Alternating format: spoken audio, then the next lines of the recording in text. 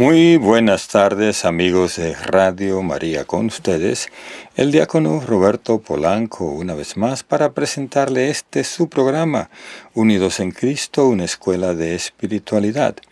Es un programa que presentamos cada jueves a las 4:30 hora del este, a las 3:30 hora del centro, por esta su estación Radio María USA, y que hacemos en este programa, pues leemos libros espirituales clásicos de nuestra Iglesia Católica y comentamos sobre esa lectura. Y esto nos sirve de preparación, de crecimiento espiritual. Y es lo mismo que se hace a la hora de cena en los conventos, ¿verdad? Que leen algún libro espiritual mientras están cenando. Y ustedes pueden hacer lo mismo, ¿verdad? En sus casas, estar compartiendo la cena y escuchar este programa para que nos sirva de escuela espiritual. Pues vamos a invocar al Espíritu Santo para que Él sea nuestro Maestro, nuestro Consolador. Ven, Espíritu Santo, llena los corazones de tus fieles y enciende en ellos el fuego de tu amor. Envía, Señor, tu Espíritu y todo será creado y renovarás la faz de la tierra. Amén. Vamos ahora al capítulo 3 del libro que estamos compartiendo ahora, que es el diálogo de Santa Catalina de Siena. Y en este capítulo 3 nos habla de la desgracia y engaños de los que rehúsan pasar por Cristo puente. Y vamos para el artículo 1, que nos habla de la desgracia de los que rehúsan pasar por Cristo puente en la forma de introducción. Y dice: haciéndose oír de nuevo, decía Dios a aquella alma: quiero que sepas que mi misericordia es sin comparación mayor de lo que te imaginas, porque tu imaginación es imperfecta y finita, y mi misericordia perfecta e infinita. He querido que gustases de esta misericordia, para que puedas conocer mejor la crueldad y la indignidad de estos insensatos que pasan por el camino de abajo. Abre los ojos de tu entendimiento y mira a estos que voluntariamente se ahogan. Bien, el Señor tiene una misericordia infinita y perfecta, y Él quiere que nosotros conozcamos esa misericordia, para que podamos pasar por ella, que es el puente, en el cual nosotros podemos llegar a la plenitud del amor de Dios. Ese puente es Jesús, su corazón misericordioso. Y nos sigue diciendo en el capítulo que sigue: muertos a la vida de la gracia. Y dice así: en primer lugar, han caído enfermos al concebir en su espíritu el pecado mortal. Luego lo dan a luz y pierden la vida de la gracia. Como cadáveres que nada sienten ni se pueden mover por sí mismos, si otros no los levantan. Así estos, ahogados en el río del amor desordenado del mundo, lo están a la gracia. Como muertos, su memoria no recuerda mi misericordia, su entendimiento no ve ni conoce mi verdad, porque no mira más que a su propia persona y no ama más que su propia sensualidad. También su voluntad está muerta a mi voluntad, porque no quiere más que cosas muertas. Estando muertas estas tres potencias, todas sus acciones exteriores e interiores están muertas a la gracia. Por tal motivo no pueden defenderse de sus enemigos, ni valerse por sí mismos, sino en cuanto yo los ayudo. Es cierto, no obstante, que en este muerto queda siempre la libre voluntad, y que si mientras está en el cuerpo mortal implora mi favor, lo consigue siempre. Por sí solo jamás podría conseguirlo. Se ha hecho insoportable a sí mismo, y queriendo ser señor del mundo, se ve señoreado por lo que en sí no es decir, por el pecado. El pecado es nada, y estos se han hecho siervos y esclavos del pecado. Yo quiero que ames todas las cosas, porque todas son buenas y perfectas y dignas de ser amadas, y todas son hechas por mí, que soy suma bondad, menos el pecado. Este no existe en mí, puesto que si existiese en mí, hija mía queridísima, sería digno de ser amado. Carta número 30. La criatura se convierte en lo que ama. Si amo el pecado, ya que el pecado no es, yo me vuelvo nada. No puede caerse en mayor vileza. Así es, mis hermanos, cuando nosotros vivimos en ese pecado mortal, somos nada, porque el pecado nos vuelve nada. Mientras que si vivimos en la gracia de Dios, somos como Jesucristo. Y dice, vamos a conseguir todo, porque la misericordia de Dios estará en nosotros y ya no estará enseñoreado en nosotros el pecado, que es el enemigo que se hace Señor de nuestras vidas. Nosotros tenemos un solo Señor y tenemos que apelar a ese señorío, al de Jesucristo, porque Él nos va siempre a cubrir de toda maldad, de toda acechanza del enemigo, y ya no vamos a ser como cadáveres que ni podemos movernos, ¿verdad?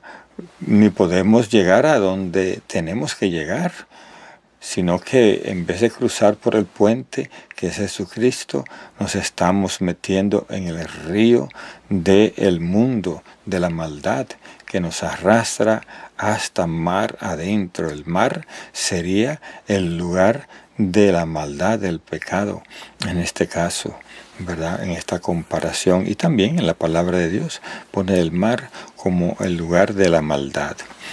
Y dice la capítulo siguiente, se convierten de árboles de amor en árboles de muerte.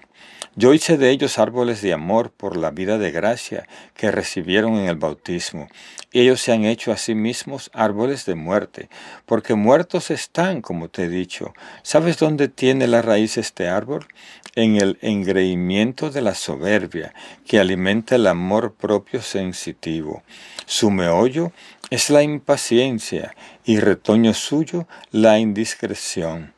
He aquí los 4 principales vicios que matan el alma de quien es árbol de muerte, porque ha perdido la vida de la gracia.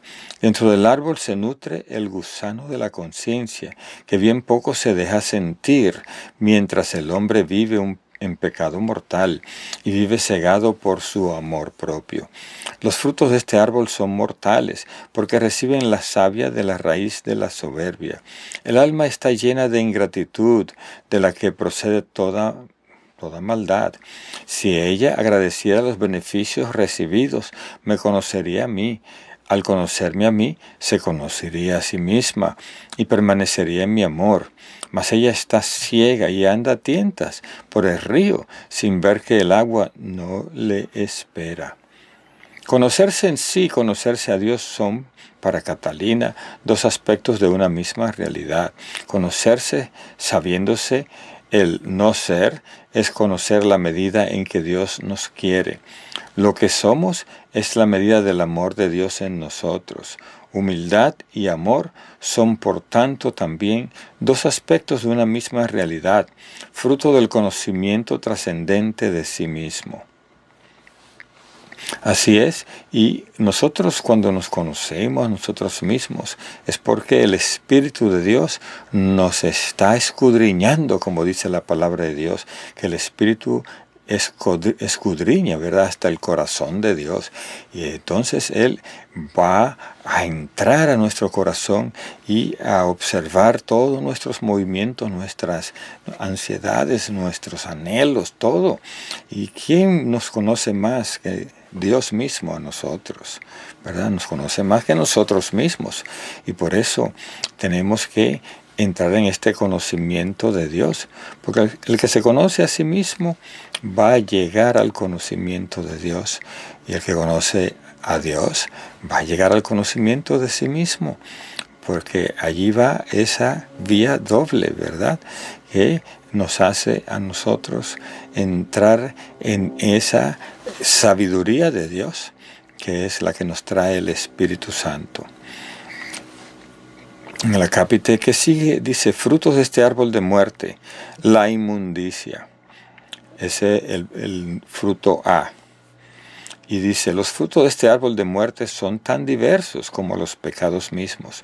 Hay hombres que viven o que vienen a comportarse como animales, son los que se dan a la lujuria, como el cerdo que se revuelve en el lodo, se revuelven ellos, cuerpo y alma, en el fango de la carnalidad.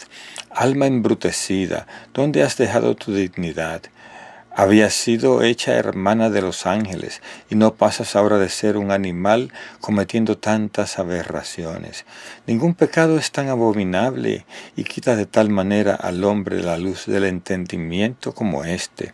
Los mismos filósofos lo entendieron así, no por la luz de la gracia que no tenían, sino en la que les da la misma naturaleza, dándoles a entender que este pecado ofuscaba el entendimiento. Por esto se conservaban en continencia para dedicarse mejor al estudio, y aún las riquezas apartaban de sí a fin de que el afán de las mismas no ocupase su corazón. No hace lo mismo el ignorante y falso cristiano, que pierde la gracia por su propia culpa.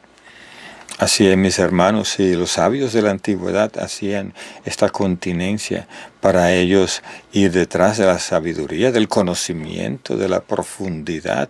¿Por qué no nosotros que vivimos en el amor de Dios, en la pertenencia al Espíritu Santo?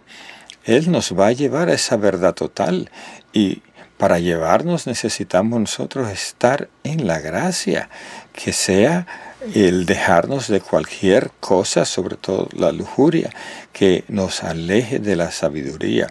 Entonces dice que es un pecado tan abominable que perdemos la luz del entendimiento.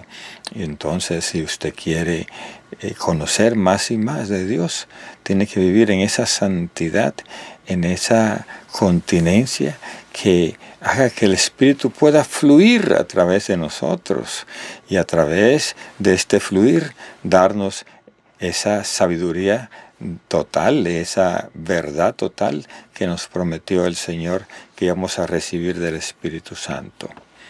Vamos a la parte B, y dice, la codicia de bienes terrenos. Otros hay avaros codiciosos, que como el topo se alimentan de tierra hasta la muerte, y llegada a esta se encuentran sin remedio. Estos desprecian con su avaricia mi generosidad. Son los usureros crueles y los ladrones del prójimo, que no recuerdan mi misericordia, pues si la recordaran, no serían crueles ni para consigo mismos ni para con el prójimo. Al contrario, serían misericordiosos consigo mismos, obrando la virtud, y para con su prójimo, sirviéndole caritativamente. ¿Cuántos males provienen de este maldito pecado? ¿Cuántos homicidios, hurtos, rapiñas, ganancias ilícitas, crueldades e injusticias para con el prójimo?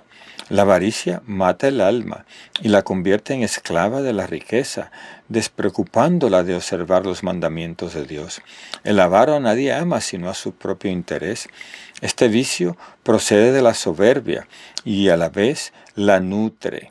El alma, por buscar su propio interés y prestigio, se vuelve codiciosa, va así de mal en peor, por causa de su miserable orgullo y de esta avidez de bien parecer. Es un fuego que emana constantemente humo de vanagloria y de vanidad, gloriándose de lo que no es suyo, buscando sobre todo la propia reputación, quiere ser más que su prójimo. Por eso su corazón es fingido y egoísta, manifestando una cosa sus palabras y teniendo otra muy distinta en el corazón. Oculta la verdad y dice la mentira por su propia utilidad. Se llena de envidia, gusano que lo roe por dentro y que no le permite gozar ni de su propio bien ni del ajeno. ¿Cómo van a dar estos malvados a los pobres de lo que es suyo cuando roban lo ajeno? ¿Cómo sacarán su alma de la inmundicia cuando la meten en ella? Llegan a veces a tal degradación que no atienden ni a sus hijos ni a sus parientes y los arrastran con ellos en su desgracia. Sin embargo, mi misericordia los sostiene y no mando a la tierra que los trague para que reconozcan sus culpas. ¿Cómo van a dar la vida por la salvación de las almas cuando no dan sus riquezas? ¿Cómo van a dar amor cuando les roe la envidia? Oh miserables vicios que hunden el cielo del alma en la tierra, la llamo cielo porque yo la hice cielo y habito en ella por la gracia, ocultándome allí y haciendo mansión en ella por el amor. Pero ella me ha abandonado como adúltera, amándose a sí misma y a las cosas creadas más que a mí. Mas todavía se ha hecho Dios a sí misma, y a mí me persigue con muchos y diversos pecados. Todo porque no pondera el beneficio de la sangre de Jesucristo esparcida con tanto amor. Bien, en este acápite nos habla de que la codicia es la que nos va a alejar como árbol de muerte, ¿verdad? Y va a dar frutos negativos. Y esta codicia dice aquí que nos hace perder la generosidad, perder el amor al prójimo, perder la caridad, perder la misericordia por los demás. Y entonces nos hacemos, a través de la codicia, nos hacemos nosotros personas que actúan con ese deseo constante de tener cosas. Y como veía yo un testimonio, ¿verdad?, de alguien que dirigía una iglesia y estaba allí vistiendo de lujo, de marca, con carros del año, con viajes en cruceros y cosas de estas, mientras su comunidad había mucha gente pasando dificultad, pobreza, para dar aquel diezmo, ¿verdad? Y entonces, como dice aquí, se hace persona que hurta, se hace rapiña, se convierte en personas crueles e injustas para con el prójimo y matan su alma y se hacen esclavos de la riqueza. Y esto en nuestra iglesia se ha evitado, y no es que no lo haya, pero se ha evitado grandemente a través de los sacerdotes y monjas que hacen el voto de pobreza. Dios puso ese voto y a través de la figura de Jesucristo que dijo, imítenme a mí, y Él quiso vivir en pobreza y lo hizo para que nosotros pudiésemos ganar en virtud, porque perdemos la virtud a través del vicio de tener cosas, a través de la soberbia, a través de ese orgullo y de esa vanidad que viene del querer tener por encima de lo que Dios nos permita. Entonces tenemos a veces un corazón fingido, egoísta, porque estamos detrás de las cosas y no detrás de Dios. Y entonces nos roe el gusano, dice, de la vanidad y también de la envidia, porque queremos tener lo del otro, ¿verdad? Y degradamos a los demás porque no tienen. Y eso es bien peligroso, pues los frutos que vienen de este deseo de tener, de esta codicia, son bien amargos, bien feos. Por tanto, hay que evitar la codicia sobre todo. Entonces viene la capítulo C, que habla del engreimiento que les hace injustos. Y dice, otros hay que llevan la frente muy alta por el poder que ostentan, y en el ejercicio de su poder despliegan la bandera de la injusticia, obrando contra Dios, contra el prójimo y contra sí mismos por no ser virtuosos, y contra mí al no pagarme el honor debido. Antes me roban lo que es mío, en beneficio de su propia sensualidad. Como ciegos ignorantes son injustos conmigo, por el amor que a sí mismos se tienen, no me reconocen a mí en sí mismos. Así hicieron los judíos y doctores de la ley. La envidia y amor propio les obcecó, y por esto no conocieron a mi Hijo, verdad eterna, tal como Él se lo dijo. El reino de Dios entre vosotros está. Mas estos no le conocieron y no dieron la gloria debida a mí y a Él, pues es una misma cosa conmigo. Por estar ciegos fueron injustos con Él, persiguiéndolo con muchos oprobios hasta la muerte de cruz. Estos poderosos no solo son injustos consigo mismos y conmigo, sino con su prójimo, traficando con todas las personas que están bajo su dominio. Así es, el engreimiento dice que nos hace injustos. Así hay un fruto negativo de este engreimiento, de este vivir solo para sí, de ser egocéntricos, de nosotros solo perseguir al prójimo para que nos esté dando cosas o para que nos esté aupando o para que los demás se dobleguen frente a nosotros. Eso es el engreimiento. Y por ahí viene la envidia, por ahí viene el creernos más que los demás y perder nosotros esa relación con Dios, que es la que viene de la humildad, porque el engreído está lejos de la humildad, ¿verdad? Y dice que trafica con las personas que están bajo su dominio. Entonces quiere que ellos le resuelvan todas las cosas y ellos a su vez estar montados sobre los demás. En vez de dar, quieren siempre recibir. Así es. Y viene el acápite des, el número D, que dice: juzgan torcidamente las obras de Dios. Por esto y por otros pecados vienen a errar en sus juicios y llegan a escandalizarse de mis obras, que son todas justas y hechas por amor y misericordia.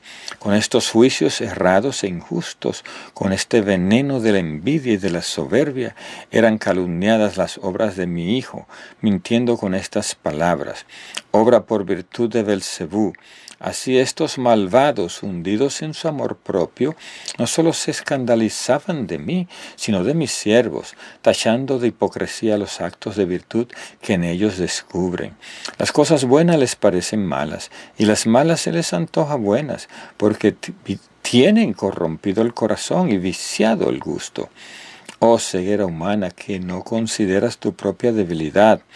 De Señor te has convertido en esclavo del peor Señor que puede existir, esto es, del pecado. Te has convertido en la misma cosa que sirves. El pecado es nada, en nada te conviertes, te quitas la vida y te das la muerte. Así es en este acápite D, que nos habla de que juzgamos torcidamente las obras de Dios, es decir, que por estar buscando frutos de muerte, nosotros cuando alguien hace la obra de Dios, le despreciamos y injustamente le juzgamos. Y hacemos como hicieron los fariseos, que decían que Jesús obraba por virtud de Belcebú, siendo que él estaba utilizando su misericordia para sacar a los demonios, para sanar a los enfermos. Y ellos les calumniaron. Estaban escandalizados. ¿Por qué? Porque ellos vivían en la hipocresía, vivían en la oscuridad. Y entonces, por eso las obras malas les parecían buenas y las obras buenas les parecían malas. Está pasando como hoy, ¿verdad? Que a lo malo queremos hacer ver como que es bueno. Y lo contrario también. Es decir, lo bueno queremos hacerlo ver como malo. A través de los medios de comunicación, a través de los grandes, los famosos, que quieren siempre ser modelos de la maldad y no de la bondad. Por eso dice, el pecado es nada para ellos y no quieren convertirse. Y ellos, en vez de buscar la vida, buscan la muerte, porque eso es lo que está siempre detrás de ello. La muerte, porque el que da vida es Jesucristo, que vino a darnos vida y vida abundante. Y si no le buscamos a Él, entonces estamos buscando muerte. Bien, con esto vamos a una pausa y continuaremos después. ¿Sabías que puedes llevar a Radio María a todas partes? Accediendo a nuestras redes sociales, puedes encontrar contenido, información sobre nuestros eventos, misas, desayunos marianos, retiros, peregrinaciones y seguir día a día nuestra programación. Síguenos en YouTube, Instagram y Facebook, Radio María Spanish, y sé parte de esta gran familia difundiendo el mensaje de amor y esperanza a todas partes. Radio María, una voz católica siempre a tu lado. Continuamos con el programa Unidos en Cristo, una escuela de espiritualidad. Y aquí estamos compartiendo el diálogo de Santa Catalina de Siena. Y nos habla en este momento de Jesucristo, que reprenderá el mundo de la injusticia y del falso juicio. Y dice: mi unigénito Hijo os dio la vida, y señorío, pues erais esclavos del demonio, y os arrancó de su esclavitud. Le hice siervo a él para quitaros a vosotros la servidumbre, y le impuse la obediencia para hacer desaparecer la desobediencia de Adán, humillándose él hasta la afrentosa muerte de cruz, para confundir la soberbia. ¿No te dije antes que su propio cuerpo lo había hecho yunque? Jesucristo vence en sí los enemigos que los cristianos miembros suyos tienen dentro de sí mismos para el perfecto cumplimiento de la voluntad de Dios, para conseguir la santidad. No hay pasión que puedan decir que Él antes no venció dolorosamente en su propia persona. Con Él derrotaréis todo enemigo, porque Él lo ha derrotado por nosotros. Carta 2:56. Dulcemente se humilló Él para devolvernos la gracia y quitarnos la soberbia. He puesto a disposición de estos malvados todos los remedios para que puedan librarse de la muerte eterna. Mas ellos desprecian la sangre del Cordero con sus afectos desordenados. Por este injusto y falso juicio es acusado el mundo, y de ellos será reprendido el último día del juicio. Esto quiso decir mi verdad cuando dijo: yo mandaré el Paráclito, que reprenderá el mundo de la injusticia y de falso juicio. Y así se verificó cuando mandé al Espíritu Santo a los apóstoles. En esta capítulo nos habla de que Jesucristo reprenderá el mundo de la injusticia y de falso juicio. Y el Padre nos está hablando y dice que Él mandó a Jesús, su Hijo unigénito, para que nos sacara de la esclavitud del demonio, ¿verdad? Y que nos sacara de esa servidumbre. Y entonces, a través de entrar en su señorío, nosotros íbamos a dejar la desobediencia que nació desde el momento en que Adán y Eva desobedecieron a Dios. Y vamos a entrar entonces a través de esa humillación, que es el bautismo, que es nuestro pedir perdón por el pecado. A través de esa humillación que Jesús la sufrió primero en la cruz, nosotros podíamos entrar entonces en obediencia y íbamos a recibir esa gracia que necesitábamos para poder crecer en santidad, para poder llegar a la presencia de Dios y ser como Él quiere que seamos, vivir en esa santidad con Él por toda la eternidad. Porque si no, entonces, en vez de perseguir la santidad y la vida eterna, íbamos a perseguir la muerte eterna o a conseguir la muerte eterna. Jesús, con su sangre preciosa, nos quitó ese deseo desordenado, esos afectos desordenados, y nos hizo a través de su presencia y su sangre preciosa dejar el pecado mortal, dejar el pecado original, dejar todo lo que nos alejaba de la gracia. Y hoy que podemos contar con la presencia del Espíritu Santo, el Paráclito, nos va a ir llevando a la justicia de Dios y alejando del juicio final que nos llevaría a la muerte eterna. Por eso el Señor les dio el Espíritu Santo a los apóstoles y después a nosotros, para que nos guíe a esa verdad total. Y vamos a la capítulo siguiente, dice: primera reprensión, la del Espíritu Santo por medio de los siervos de Dios. El Espíritu Santo entonces reprendió al mundo por boca de los apóstoles con la doctrina de mi verdad. Ellos y todos sus sucesores reprenden al mundo. Esta es la reprensión que hago al mundo por medio de la Sagrada Escritura y de mis siervos, por cuya lengua el Espíritu Santo anuncia mi verdad. Por su medio no dejo de reprender a los pecadores dulcemente, porque deseo la salvación de sus almas. Nadie podrá decir, yo no tuve quien me reprendiese, puesto que les he mostrado la verdad, haciéndoles ver el fruto de la virtud y el daño del vicio, inspirándole amor y temor santos. No les he enseñado la verdad por medio de un ángel, para que no puedan decir, el ángel es un espíritu bienaventurado, que no puede pecar ni siente el aguijón de la carne como nosotros, ni el peso de nuestro cuerpo. Jamás podrán alegar excusa semejante, porque quien les ha dado esta doctrina es mi verdad, el Verbo encarnado en vuestra carne mortal. ¿Y quiénes son los que han seguido a este Verbo?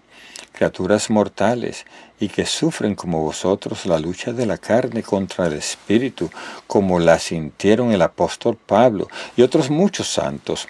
Yo permito estas luchas para acrecentar la gracia y la virtud de las almas. También ellos nacieron en pecado como vosotros, y se alimentaron del mismo manjar, y yo soy Dios, ahora como entonces. Mira los santos que han seguido a Jesucristo, sometidos a la fragilidad de la misma ley, concebidos y nacidos como nosotros, alimentados de la misma manera y con nuestro mismo alimento, y sin embargo con la ayuda divina le siguieron realmente. Esta ayuda es para nosotros como para ellos. Si queremos, pues, vamos a poder. Mi poder no se ha debilitado ni puede debilitarse, de modo que puedo y quiero, y sé ayudar a quien quiere ser ayudado por mí, y quiere ser ayudado por mí el que sale del río y va por el puente siguiendo a mi verdad. No tienen excusa los obstinados, porque han sido reprendidos y les he mostrado incesantemente la verdad, de forma que si no se corrigen mientras tienen tiempo, serán condenados en la segunda reprensión, que se verificará en la hora de la muerte, donde mi justicia clamará, surge morti venite ad iniquitium, como si dijera, tú que está muerto a la gracia y está muerto corporalmente, levántate y preséntate ante el juez supremo con tu injusticia, tu falso juicio y tu fe mortecina. Recibiste la luz de la fe en el santo bautismo y tú la pagaste con tu soberbia y vanidad de corazón, corriendo por el río de los placeres y honores del mundo, abdicando tu voluntad a las seducciones de la carne frágil y a los engaños y tentaciones del demonio. Porque tú quisiste, te ha conducido por el río turbulento de abajo a la condenación eterna. Así, en esta primera reprensión, el Señor nos está diciendo que el Espíritu Santo nos quiere hacer siervos de Dios, y entonces nosotros vamos tras cosas que son contrarias a este deseo de Dios. Entonces, por eso Él nos reprende, para que podamos dejar los pecados y que nos alejan de la salvación. Y dice que nadie podrá decir, yo no tuve quien me reprendiese. Sí, el Señor lo ha hecho a través de sus santos, de sus profetas, de sus predicadores, y Él lo hizo viniendo a este mundo, haciéndose como uno de nosotros. Y al que quiera decir la excusa, bueno, fue un ángel que me predicó y ellos no tienen esta carne que le está alando al pecado. Pues no, Jesucristo se hizo carne, pero Él no participó del pecado, porque Él venció la tentación de cualquier forma que llegara, y nos mostró a nosotros que esto es posible hacerlo también nosotros, con la ayuda del Espíritu Santo. Así que hay que estar en lucha, hay que nosotros enfrentar el mal de cualquier manera, como decía él, si queremos, o decía Santa Catalina, ¿verdad? Si queremos, podemos. Por eso debemos querer que el Señor haga en nosotros la obra que Él quiere, como el barro en manos del alfarero, ¿verdad? Debemos nosotros ser, para que Él nos vaya tallando, nos vaya haciendo cada día como Él quiere. Por eso hay que cruzar el puente de la verdad, que es Jesucristo, y dejarse andar en el río abajo, que donde está la fragilidad, el engaño, la tentación del enemigo. Por eso Él nos está dando aquí la idea de cómo salir adelante. Hay una segunda reprensión, la de la hora de la muerte. Esta segunda reprensión, hija queridísima, es decisiva porque acontece en el único momento cuando ya no hay remedio.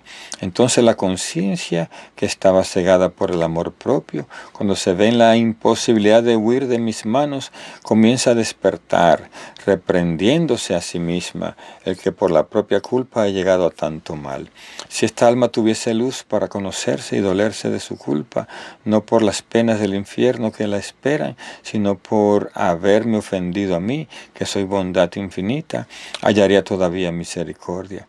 Pero si pasa este trance de la muerte sin la esperanza de la sangre del Cordero, sino únicamente con el gusano de la conciencia, royéndole por dentro, compadeciéndose de sí misma y doliéndose de su mal más que de mi ofensa, llegará sin remedio a la condenación eterna.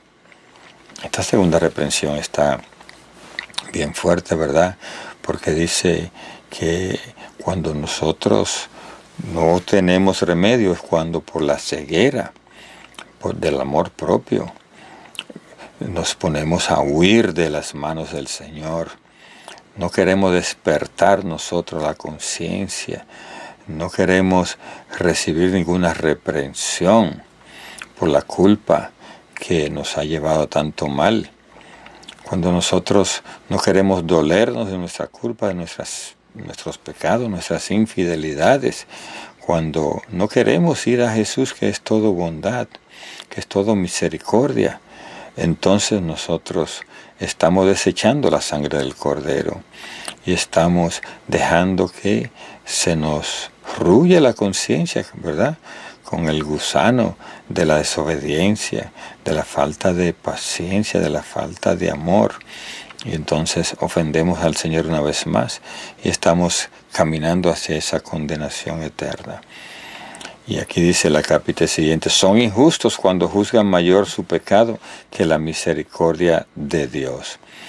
Y dice: mi justicia entonces reprenderá el alma por juzgarme injustamente, sobre todo en el último instante, juzgando mayor su miseria que mi misericordia. Este pecado, el desprecio de mi misericordia, no lo perdono ni aquí ni allá, y me resulta mucho más grave que todos los pecados que haya podido cometer. Por esto la desesperación de Judas me desagradó más y fue más enojosa a mi hijo que la misma traición que cometió. Así los hombres, por querer mayor su pecado que mi misericordia, serán castigados eternamente con los demonios. Serán también reprendidos por la injusticia que cometen, al dolerse más de su propio daño que de mi ofensa, porque no me dan lo que me es debido. A mí me debían amor y amarga contrición del corazón, pero por haber despreciado mi misericordia, vienen a parar esclavos del cruel tirano que es el demonio, para ser atormentados juntos, pues juntos me ofendieron. Y aquí dice al final, la idea de la santa es: el pecador que en la hora de la muerte desespera del perdón, comete un doble y falso juicio y es juzgado por ello. El falso juicio, la equivocación cometida en todos sus actos pecaminosos durante su vida. Estas son las obras que en la muerte se presentan para juicio y justicia ante el alma desgraciada. Creía el alma miserable haber obrado contra Dios y ha procedido contra sí misma, convertida en juez, se ha condenado a sí misma y se ha hecho digna de muerte eterna. Y el falso juicio, aunque cree mayor su pecado que la bondad y la misericordia de Dios, este fue, dice, el mayor pecado de Judas. Y esto me hace pensar en la historia de esta Santa Catalina de Siena, que se iba a las cárceles, a los que estaban condenados de muerte, ¿verdad? Y les hablaba para que se arrepintieran a última hora. Y muchos de ellos no lo hacían porque consideraban que lo que habían hecho era tan grande que no merecían el amor de Dios y el perdón. Y como ya dice aquí, eso es peor. ¿Por qué? Se están condenando a sí mismas y están siendo reos de la muerte eterna. Y Jesús mismo lo dice, que Judas no se salvó en este caso, ¿verdad? Porque él no se perdonó a sí mismo y creía que Dios no podía perdonarlo. Y entonces esto es el pecado contra el Espíritu Santo, que es cuando creemos que Dios no va a ser tan misericordioso que nos va a perdonar, porque vemos el pecado que hemos cometido como más grande que ese Dios que es el perdonador. Bien, vamos a dejarlo aquí y en la próxima vamos a hablar de los 4 principales tormentos que sufrirán los que no quieren arrepentirse. Y así que vamos a estar pendientes para la próxima ocasión. Que Dios le bendiga, que Dios le proteja, que Dios le llene de su santo amor y que todos y cada uno de nosotros sigamos con esta iglesia en su casa, que es Radio María. Dios le bendiga. Hasta entonces.